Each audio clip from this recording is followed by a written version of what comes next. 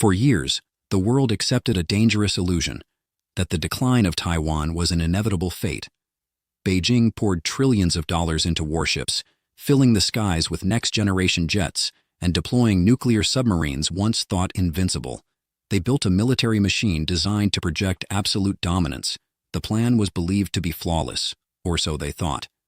Beneath the surface of this massive military expansion, a completely different reality was taking shape. The United States executed a shocking military move that no one expected. The 180-kilometer stretch of the Taiwan Strait is no longer just a waterway. It has been mathematically transformed into a pre-sighted, inescapable kill zone. Beijing assumed they were preparing for a swift, decisive conquest. Instead, they are staring down the barrel of a multinational trap designed to obliterate their armada. The architecture of this geographic cage is invisible, but the lethal payload is already locked in. For Beijing, the nightmare did not begin with a grand naval battle. It began with a quiet authorization in Washington, a $6.6 billion military aid package that fundamentally rewrote the mathematical survival rate of the People's Liberation Army. Mainstream analysts viewed this package as standard defensive support, a gesture of solidarity. That is the illusion. The brutal reality is that Washington just handed Taipei the keys to a devastating offensive geometry. At the center of this architectural shift are 82 high-mobility artillery rocket systems, or HIMARS. Yet the launchers themselves are merely the delivery mechanism. The true strategic terror for the Chinese General Staff lies in the ammunition: 420 ATACMS ballistic missiles. To the untrained eye, the 180-kilometer-wide Taiwan Strait is a formidable natural moat protecting the island from invasion. To an ATACMS battery possessing a 300-kilometer operational strike radius, that strait is no longer a moat. It is point-blank firing range. If you want to look past the mainstream headlines and understand the hidden mechanics of global conflict, subscribe to the channel. We map the realities they don't want you to see. To grasp why this specific weapon breaks China's invasion model, you must understand the cold logistics of amphibious warfare. You cannot simply sail 1 million troops across the ocean on a whim. A cross-strait invasion requires massive, highly concentrated staging areas. The PLA's primary logistical hubs are militarily obvious, dictated by geography and infrastructure. The deep-water ports of Xiamen and Fuzhou in Fujian province are the indispensable arteries for any assault on the island. By deploying these ballistic missiles, Washington has mathematically locked these critical mainland ports directly into Taiwan's crosshairs. If Chinese amphibious assault ships attempt to mass in these harbors, they will not face a naval battle at sea. Capable of evading enemy radar and descending at multiples of the speed of sound, the ATACMS will target the fleet while it is stationary. This capacity threatens to turn a multi-billion-dollar invasion force into a coastal graveyard of burning iron before a single vessel even slips its moorings. Beijing's theoretical counter-strategy relies on a massive preemptive air campaign to blind Taiwan and obliterate these missile batteries. This is where the island's unique topography creates a severe operational headache for Chinese targeting algorithms. Taiwan is not a flat plain. It is a natural fortress of dense forests, steep mountain ranges, and fortified underground bunkers. The HIMARS platforms are heavily wheeled and specifically designed for a relentless shoot-and-scoot survival doctrine. A battery can emerge from a subterranean tunnel, launch a catastrophic ballistic strike against mainland Chinese staging ports, and vanish back into the mountainous terrain within 5 minutes of firing. They remain practically invisible to Chinese orbital surveillance until the exact moment they unleash devastation. China spent decades building a navy to conquer the Pacific, only to find its own coastline transformed into an unlivable target zone. The ATACMS deployment has functionally strangled the invasion's primary logistical artery, but choking off the mainland ports is only the outermost perimeter of Washington's strategic cage. If any fraction of the Chinese fleet actually manages to survive the port strikes and cross the strait, they are sailing blindly into a secondary, tightly woven net of coastal annihilation. Let us assume the improbable. Let us assume a fraction of the Chinese amphibious fleet miraculously survives the ballistic missile barrage at their home ports. They navigate the 180-kilometer strait, bleeding vessels to deep-water mines and subsurface strikes, until the western coastline of Taiwan finally breaches the horizon. In a conventional war, the shoreline represents the climax of the amphibious assault, the moment of localized superiority where massed infantry overwhelms entrenched coastal defenders. That is the outdated doctrine of the 20th century. Washington has systematically stripped away this romanticized notion of a beach landing. The Taiwanese shoreline has been structurally modified into an automated execution grid. The United States is injecting exactly 60 M109A7 Paladin self-propelled howitzers into the island's defensive geometry. These are not static artillery pieces waiting to be suppressed by Chinese naval bombardment. They are networked, highly mobile nodes operating within a digital kill web. Utilizing uninterrupted digital communication, these dispersed batteries calculate firing solutions collectively, allowing them to converge hundreds of artillery shells onto a single grid coordinate simultaneously. But the true operational terror lies in the ammunition. The Paladins fire highly precise GPS-guided munitions. They do not rely on sheer volume to bracket an incoming target. They possess the mathematical precision to drop an explosive payload directly through the deck of a moving amphibious transport. Any Chinese landing craft daring to approach the surf zone will not face a generalized barrage. They will face targeted, top-down armor penetration. Capable of firing 10 rounds per minute per system, this network possesses the capacity to transform the shallows into a superheated slaughterhouse before a single Chinese Marine touches the sand. Yet, the Paladins only engage when the adversary is at the gates. The main line of maritime deterrence operates far beyond the visual horizon. By 2028, Taiwan will integrate 100 launcher batteries of the Harpoon anti-ship missile system into its soil. With an operational range of approximately 150 kilometers, these systems project a lethal dome of sea denial deep into the open ocean. They do not attack from above. Harpoons execute a sea-skimming flight profile, flying dangerously low to the water's surface. This keeps them hidden beneath the radar horizon of Chinese escort destroyers, rendering them functionally invisible until the terminal phase of their flight. The adversary will not see the incoming strike. They will only register a warning alarm seconds before the hull is breached.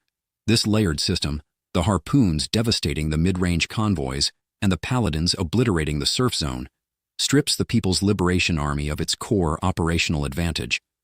Fast naval infantry becomes entirely irrelevant if the transport vessels are reduced to burning wreckage in the strait. The strategy meticulously crafted by Washington guarantees that an amphibious invasion is not a battle, but a grueling, one-sided war of attrition. But maritime defense is inherently volatile. Coastal barriers, no matter how formidable, can eventually be breached. If the defensive perimeter fails and PLA armor actually sets treads upon Taiwanese soil, the architecture of the trap shifts entirely. The slaughter moves from the open water into the claustrophobic nightmare of the urban sprawl. If the Chinese People's Liberation Army somehow breaches the coastal execution grid, they do not win. They merely inherit a new, profoundly intimate kind of hell. The battle shifts from the vast, open expanse of the strait to the claustrophobic nightmare of Taiwan's hyperdense urban sprawl and steep mountainous terrain. The island is not a flat maneuver space, conducive to massive armored sweeps. It is a jagged vertical fortress of towering concrete canyons and narrow mountain defiles. This is precisely where China's overwhelming numerical superiority goes to die. The United States has actively engineered the Taiwanese ground forces for this exact brutal phase of the conflict. The recent delivery of the latest batch of M1A2T Abrams tanks, secretly unloaded at Taipei port under black covers and escorted by military police in the dead of night, completes the island's most modern armored force. Part of a massive procurement program, these 108 walking steel fortresses are deployed directly into the critical defense lines of the 6th Army in the north. They create a heavy mobile barricade designed to absorb and halt the initial shock of a Chinese mechanized breakout. But the Abrams tanks are not the apex predators of this urban jungle. In the narrow winding streets of Taipei, a heavy tank can rapidly become a steel coffin. The true asymmetric nightmare for advancing Chinese infantry lies in the thousands of portable Tau and Javelin anti-tank missiles currently flooding into the Taiwanese arsenal. The defensive doctrine is ruthlessly calculated. The objective is not to match the enemy armor column for armor column, The strategy is to draw the PLA's momentum into confined urban corridors where maneuverability drops to absolute zero. In these pre-planned kill zones, Taiwanese infantry elements, lying in ambush on the rooftops of residential buildings and elevated highway overpasses, will initiate coordinated top-down strikes. The Javelin missile is specifically engineered for this terrain. It bypasses the heavily sloped frontal armor of Chinese main battle tanks, arcing upward before plunging directly down onto the turret's weakest point. This asymmetric architecture mathematically degrades the adversary's mechanized columns until the advance collapses under the sheer weight of its own casualties. The immense volume of Chinese armor ceases to be an advantage. It becomes a fatal logistical liability. Burning wrecks will clog the narrow streets, physically trapping the advancing units behind them in a static, inescapable shooting gallery. The Chinese General Staff studies the history of urban combat. They understand that pacifying a hostile, heavily armed urban population requires an agonizing street-by-street bloodletting that bleeds morale and drains national resources. This layered defense strategy strips Beijing of its most fundamental requirement for regime survival, a rapid, low-cost military victory. The math of a swift capitulation has been completely erased. Yet, trapping the Chinese military in an urban meat grinder on the island is only half of Washington's overarching architectural equation. To ensure the complete strategic asphyxiation of the invasion force, the United States needed to lock the northern exits of the Pacific. And to achieve that, they had to wake a dormant superpower. Trapping the Chinese military in an urban meat grinder on the island is only half of Washington's overarching architectural equation. To ensure the complete strategic asphyxiation of the invasion force, the United States needed to lock the northern exits of the Pacific. And to achieve that, they had to wake a dormant superpower. For decades, Japan operated under a strict pacifist defense doctrine, functioning largely as a spectator to Chinese expansionism. The Tokyo administration believed their geographical distance offered an eternal buffer. That illusion has shattered. Recognizing that the fall of Taiwan would grant the Chinese Navy unfettered access to their vital southern supply lines, Japan has completely torn up its post-war consensus. They have stepped onto the geopolitical stage not as an observer, but as a fully equipped, highly aggressive war machine. This military awakening is undeniably the most severe rupture in the Pacific balance of power since the Second World War. Tokyo is actively transforming its airspace and its outermost territories into an impenetrable barricade. The transformation begins in the sky. The Misawa Air Base is currently being re-engineered into the most intimidating joint military fortress on the Asian continent. Legacy aircraft are being ruthlessly purged from the active rosters. In their place, Japan is rapidly assembling the largest independent fleet of stealth fighter jets outside the United States. With the procurement of exactly 147 F-35 platforms, Tokyo is not merely upgrading its border defense, it is altering the electronic battlefield. These aircraft operate as flying technological command centers, fully networked and practically invisible to legacy radar. They possess the computational capability to blind China's advanced air defense networks. In a kinetic scenario, these F-35s are designed to detect and hunt Chinese J-20 stealth fighters the moment they break runway elevation on the mainland. But aerial superiority is only one dimension of Tokyo's strategic pivot. The Japanese Navy has deliberately broken out of its defensive shell, deploying heavily armed destroyers directly into the contested waters of the South China Sea and through the highly volatile Taiwan Strait. This aggressive maritime posturing is a calculated signal, but the true strategic masterstroke is entirely territorial. Japan is systematically militarizing the strategic Ryukyu Island chain. The southern landmasses of Amami, Oshima, and Miyako are no longer remote, peaceful outposts. They have been fortified into deadly missile bastions. By deploying next-generation coastal defense batteries and advanced early warning radar arrays across these islands, Tokyo has engineered a massive choke point in the open ocean. They have physically locked the crucial maritime corridors that the People's Liberation Army Navy requires to break out into the wider Pacific. Furthermore, the installation of advanced electronic warfare stations on these islands introduces a catastrophic variable for Chinese naval commanders. These mainland-facing stations have been upgraded with the raw output capacity to instantly collapse the communication networks and navigational uplinks of any Chinese fleet appearing on the horizon. Japan now stands as a proactive, heavily armed sentinel, completely blocking China's northern maritime expansion. The Pacific surface is functionally locked. Yet, the final, most terrifying layer of Washington's trap does not operate in the sky or on the islands.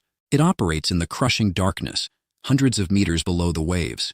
The surface of the Pacific is visibly congested with Allied warships, but the most lethal component of Washington's strategic cage cannot be tracked by orbital surveillance. It operates in the crushing, pitch-black depths of the ocean. Far below the geopolitical theater playing out on the waves, the United States has deployed its silent hunters, constructing an invisible subsurface net designed to strangle the maritime lifelines of the People's Liberation Army Navy.